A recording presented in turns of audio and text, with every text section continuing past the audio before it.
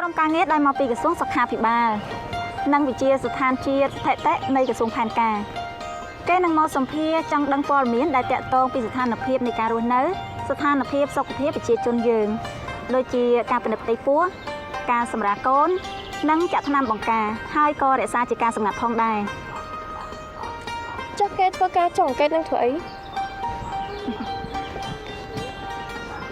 គឺដើម្បីឲ្យរដ្ឋាភិបាលអង្គការជាតិនិងអន្តរជាតិនានាប្រើប្រាស់ព័ត៌មានដែលទទួលបានពីការអង្កេតនេះសម្រាប់វិស័យសុខាភិបាលនិងវិស័យផ្សេងៗដើម្បីឲ្យមានភាពកាន់តែប្រសើរឡើងដូច្នេះសូមបងប្អូនទាំងអស់គ្នាចូលរួមសហការផ្ដល់ចម្លើយដល់ការពិតចូលរួមទាំងអស់គ្នាចូលរួមចេញអរគុណណាស់ចា៎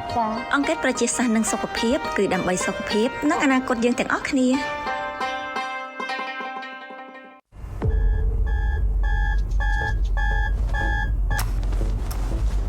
រាល់ថ្ងៃខ្ញុំមានវិជ្ជាបើកមកក្រុនដែលតែងនៅជាមួយខ្ញុំគ្រប់កលៈទេសៈវឹកហាត់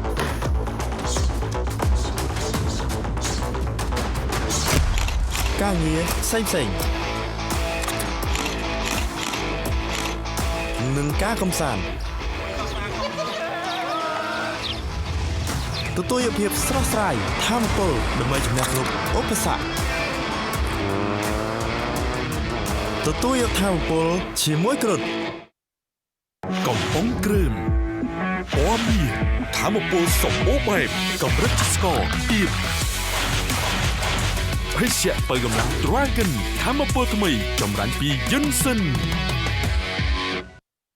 ទូរគមនាគមន៍កម្ពុជាគឺជាសហគ្រាសសាធារណៈដែលមានបណ្ដាញកាបអុបទិកជាមួយនឹងបច្ចេកវិទ្យាទំនើបប្រកបដោយទំនុកចិត្តនិងផ្ដល់ភាពជឿជាក់ជូនដល់អតិថិជនដៃគូសហការក្នុងនិងក្រៅប្រទេសទូរគមនាគមន៍កម្ពុជាបម្រើជូនអតិថិជនផ្ដល់ជូននៅសេវាអ៊ីនធឺណិតល្បឿនលឿនដល់បណ្ដាសហគ្រាសធំៗស្ថាប័នរដ្ឋស្ថានទូតក្រុមហ៊ុននិងតាមគេហដ្ឋានសូមទំនាក់ទំនងមកកាន់ផ្នែកលក់023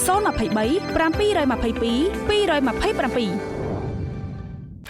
អ្នកធ្វើការងារមមាញឹកច្រើន stress ហត់នឿយបំពេញការងារមិនបានល្អនឹងអត់ខួរក្បាលយើងក៏ខ្សោយជាតិទឹកដែរអ្នកត្រូវការទឹកពិសា V-Active ដែលជាទឹកពិសាល្អបំផុតដើម្បីបំពេញជាតិទឹកតាមតម្រូវការរបស់រាងកាយទឹកពិសា V-Active ជួយបំពេញនិងរក្សាតុល្យភាពជាតិទឹកបានល្អបំផុតសម្រាប់សុខភាព V-Active ផលិតដោយមោទនភាពជាតិសម្រាប់ទាំងអស់គ្នា